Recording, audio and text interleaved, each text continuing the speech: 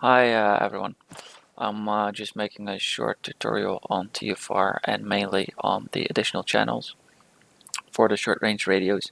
We'll probably be using them a lot more since we have a new squad layout with 2 fire teams, and having around 10 people on one channel is very confusing since not everyone has good radio discipline. So before we start, let me actually show you some configuration steps you need to check yourself. Go to configure and then controls, configure add-ons, and then go to TFR. It's all the way on the bottom. And actually you have 2 settings here. Settings for shortwave, which is short range, and settings for long range radios. Now the ones we're particularly interested in right now is just the short range or shortwave. Transmit, well, that's default caps lock, most of you have that, and short range transmit additional. Now that's the one you have to check or set yourself, make sure it's not bound as anything else. For example, I think default is T. Make sure you have T unbound from other things so you can use it.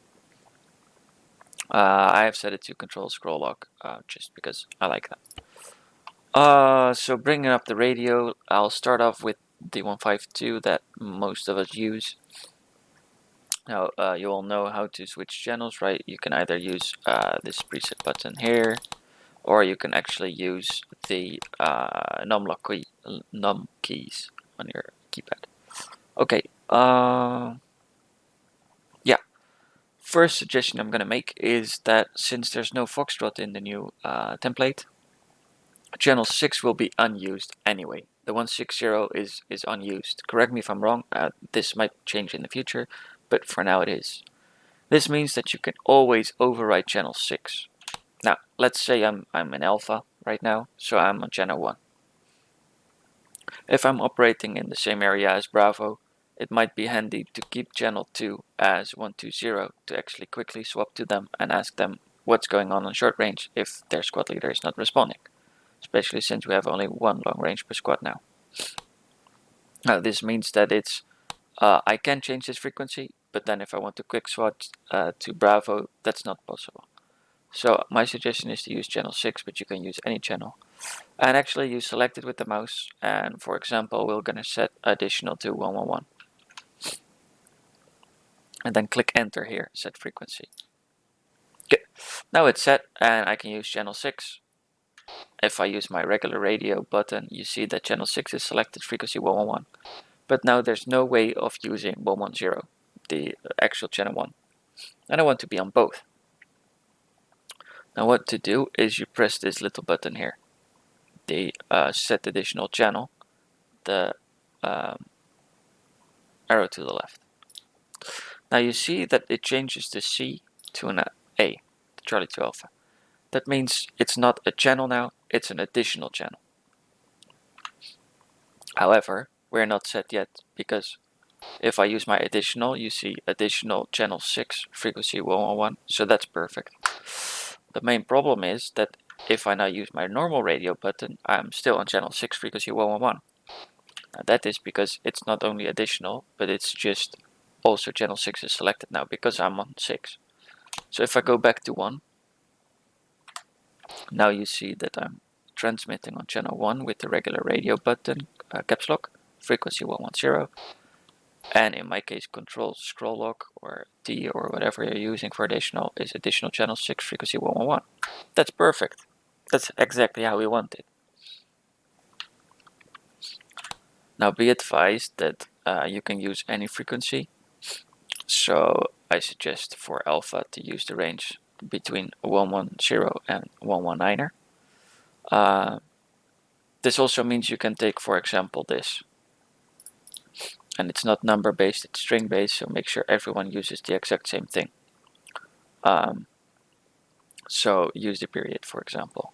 Or actually, second suggestion, don't use periods, because you have 111, 112, 113, 114, 115, 116, 117, and 8 and 9 all available for alpha. So why use a decimal and make it more complicated? For example, have everyone on 110, set additional for blue team on 111, and red team on 112. That's it. Easy peasy. Now one more thing I'd like to show you is the stereo settings. Because you're using one radio to listen to two channels, channels can overlap because people can send stuff while other people also send stuff. Most of you probably know this when you're using a long range. You can set long range to one ear and short range to the other ear. You can also set short range to one ear and additional short range to another ear. And you use for that this button on the lower left. You see that it changes left only, right only, left and right. That's for the main radio, and if you want to change the additional, go to the actual additional channel, so in this case channel 6, and then change that to, for example, right only. Don't forget to set it back to channel 1 as well. And now I can transmit on 110. Stuff will be transmitted on 110 coming in my left ear. I can transmit on additional 111, and additional 111 will also come in only to my right ear, so it's easier to listen and know which channel is which. Okay, that was it for the 152. FADEC works exactly the same. For those of you who want some immersion and actually take the FADEC when you're up for. Channel 1, we do the same thing. Channel 6, yeah, you see it's a bit harder to read. Enter again, the keys are just somewhere else. Set additional channel. Go to channel 1, and as you can see,